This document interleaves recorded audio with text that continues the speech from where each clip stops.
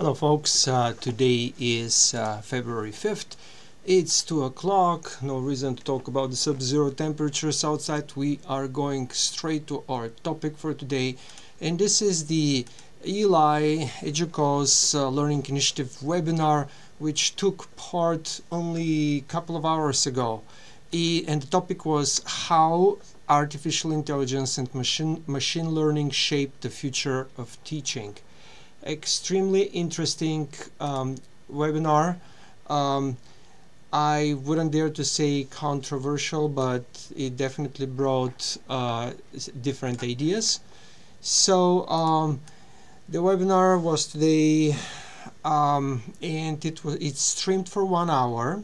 It was presented by Kyle Bowen, who is the Director of Teaching and Learning with Technology, and Jennifer Sparrow, who is the Senior Director of Teaching and Learning with Technology, both with Penn State.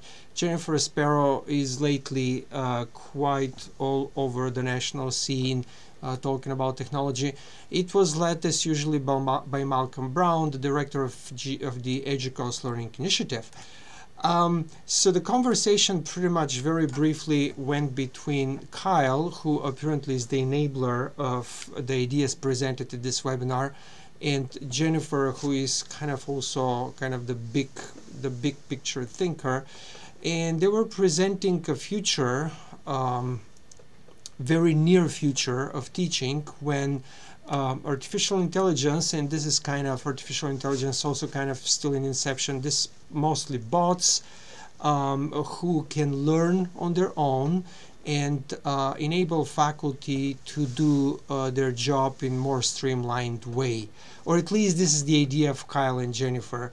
They're saying, for example, that something like Taught Soros can be created, where faculty can communicate with this chatbot, which learns from the conversation with the faculty, and the faculty can literally brainstorm with the chatbot, with the artificial intelligence, on specific thoughts. For example, how to write a book. Literally collect thoughts from presentations, from publications, share them with the chatbot. This way the chatbot not only is learning, but also is helping the faculty refine the idea, and eventually, of course, the faculty can write the book. With this big exception, actually, Kyle says that the chatbot that actually can write the rough draft of the book, and then the faculty just can master it. Something of Rembrandt, but instead of an artificial intelligence, instead of the 12 apprentices that Rembrandt had in his studio, the artificial intelligence, the chatbot, would be the apprentices. Even more interesting idea that was presented by Kyle was the marriage of artificial intelligence with virtual reality for pre-service teachers, where pre-service teachers can put the goggles, the virtual reality goggles, and literally learn how to deal with different scenarios in a classroom. So apparently the virtual reality has some kind of a gamified artificial intelligence that can present the pre-service teacher with different scenarios based on the reaction of the pre-service teachers on their behavior and so forth. Very interesting. And then we had 15 minutes for questions, and there are the questions, more like comments instead of questions.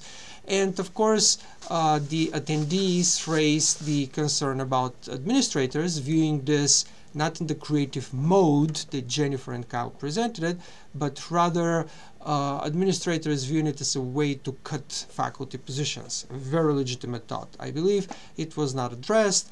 And then there were other good thoughts, brainstorming sessions. Dirk was saying, what about self-paced learning? What about students having AI tutoring, which already actually is done. I believe Georgia Tech is experimenting with this. So extremely interesting, but the most interesting part is how faculty will accept it. If faculty will accept it. Is it time for faculty to accept it? My 5 minutes are over, and I would love to hear your ideas, your comments about this. Thank you.